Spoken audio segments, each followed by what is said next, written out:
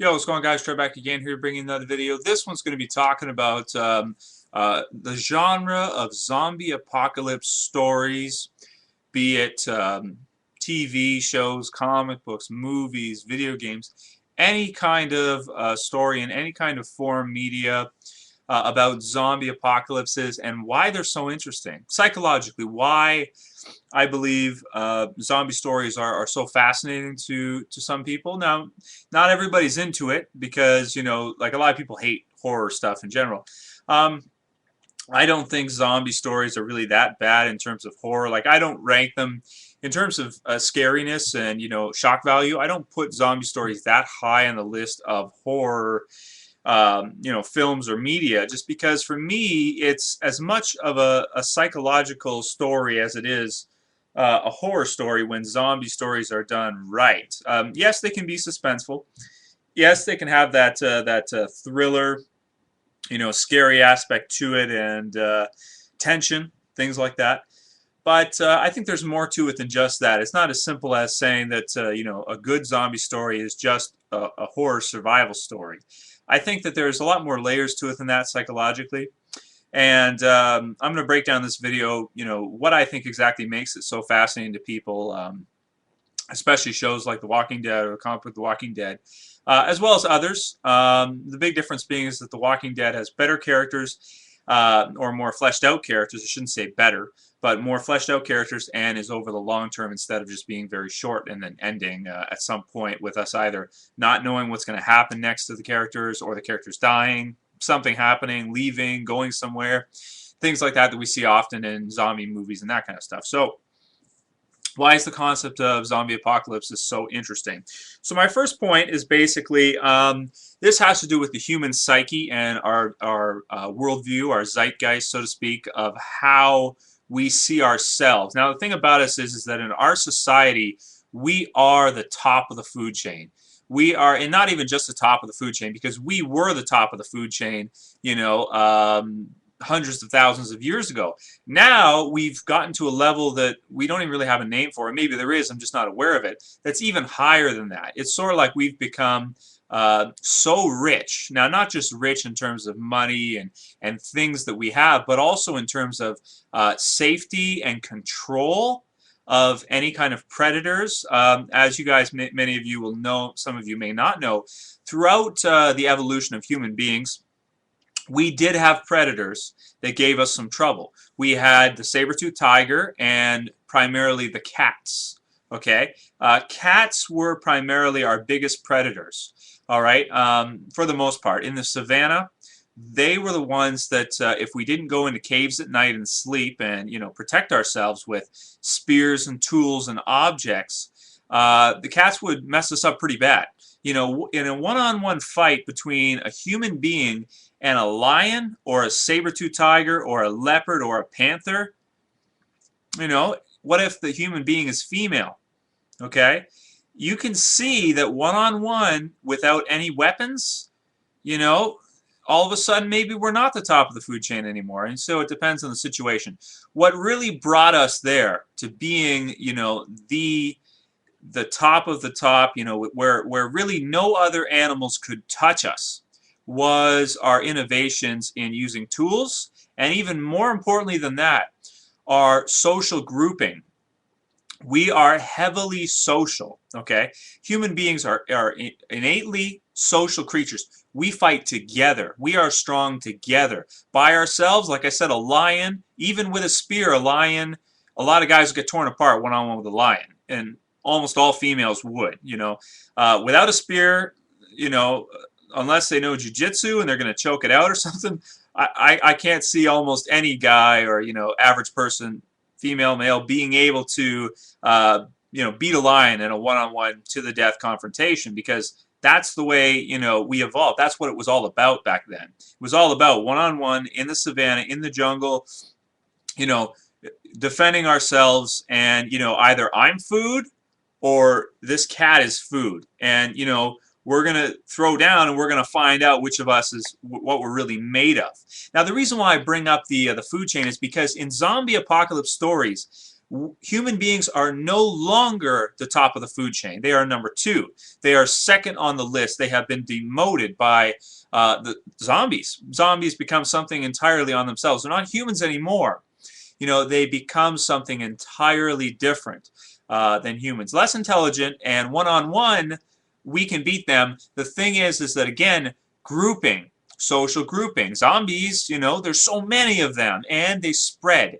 We turn into them. So if we get, they kill us, if, you know, we might be able to also kill them, but if any of them so much as scratches us or bites us or, you know, any of those type of thing, maybe swaps blood with us somehow, you know, let's say you were to like stab one with a sword and the blood got in your mouth or in your eyes or something, you would become infected.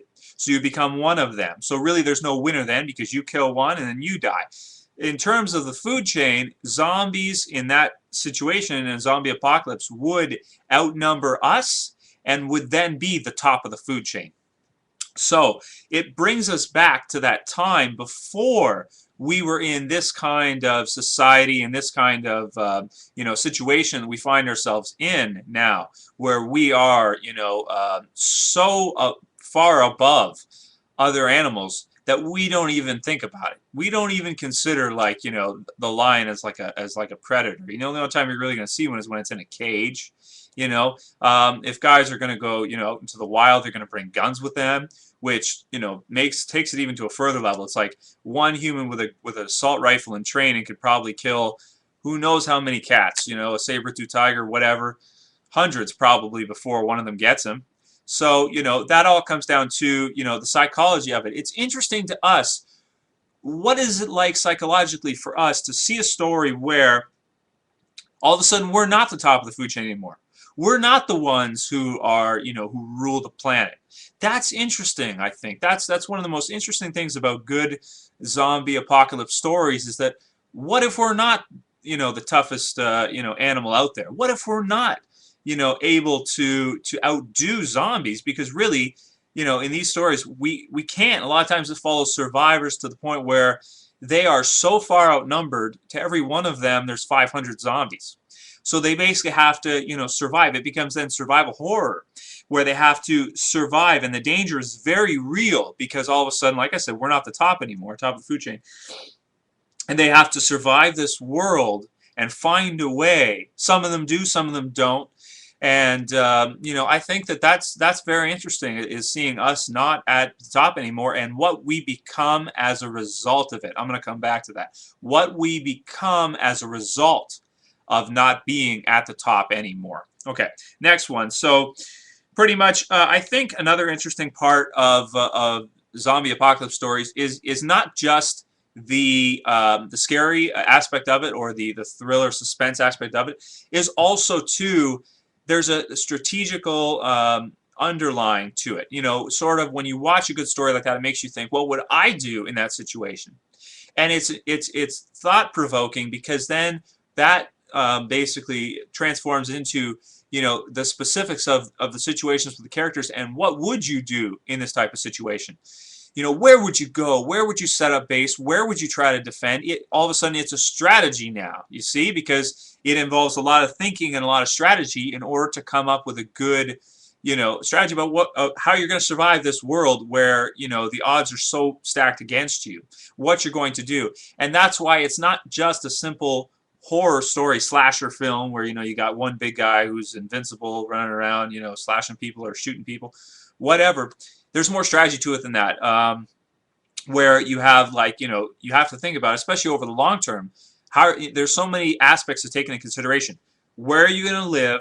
You know, where are you going to set up your base? Is it going to be at a prison, a high school, a farm, maybe a couple big houses, maybe, you know, build some kind of barrier around it? You know, you've got these thoughts of defense in your mind of what you're going to do, or you know, just of maybe just staying covert so that they don't know you're the predators don't know that you're there, and somehow live that way. How are you going to get food and water? And so, as I was saying before, it takes us back to that time before we were really on top, and it forces us to use some strategy to think about what would be the best way to go in these situations. I think that's also interesting. Now, moving on from that, coming back to the point I was mentioning earlier, what happens when we are not rich anymore? This is a quote. I forget who said this. I'll probably look it up after this video, so don't bother commenting it because I'll already know by the time after I finish this. Morals and ethics are a privilege of a rich society. I'll say that again. Morals and ethics are a privilege of a rich society. Not just rich in terms of money, but also in terms of safety, in terms of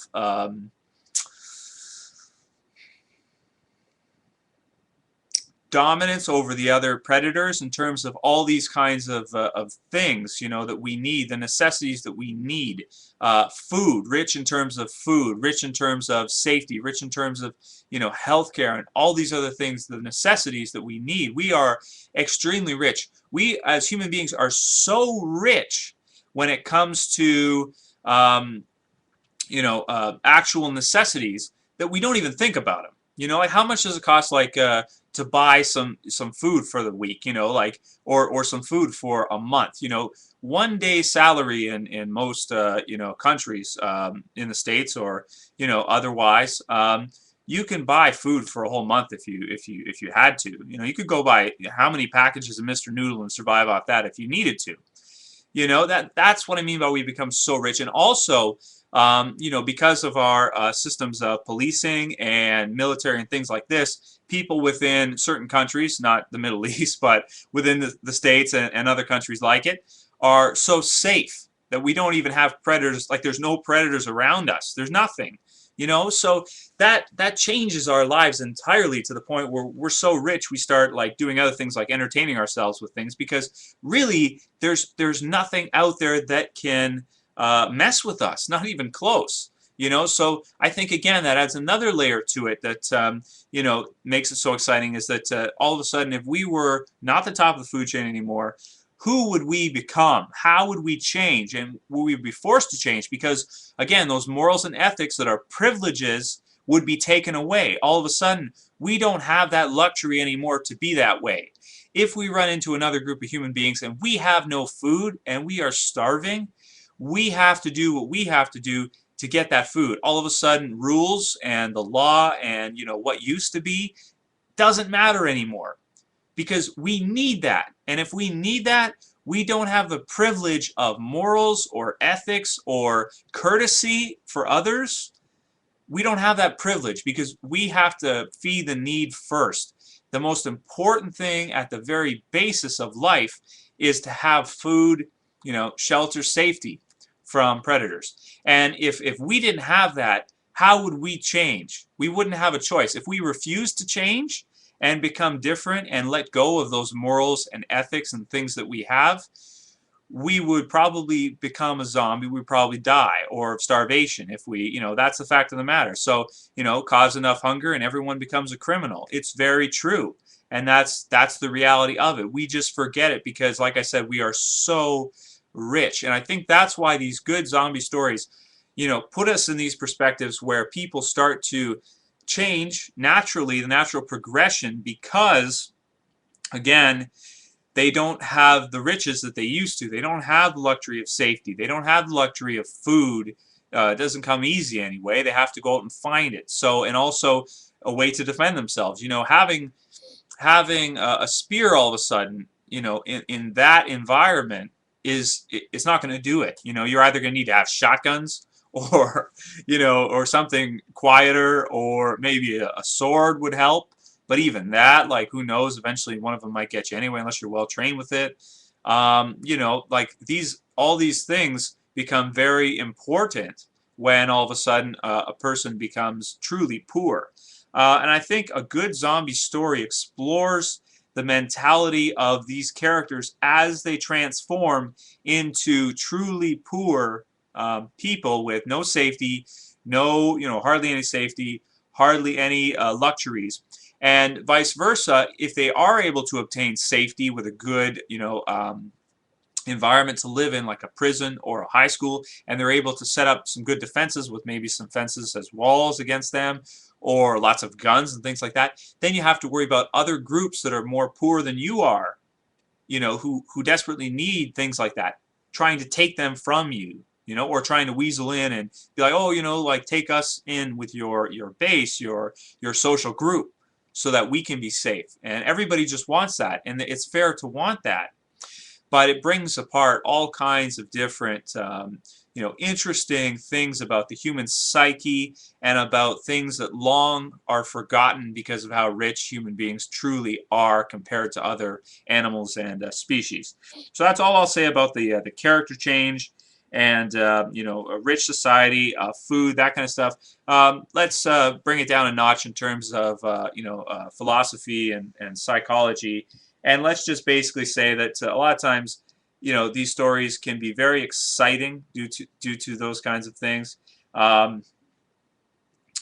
and just very interesting, being that they're so different from the world we live in. They're so intriguing as to see what would happen to these people in this kind of situation, and a lot of ideas that are explored, also when people are met with the possibility of death every day, and see people dying around them. It makes it feel very real. It makes it feel very authentic. It doesn't make it feel like like a happy, like Disney, movie story, like The Lion King, where everybody's all.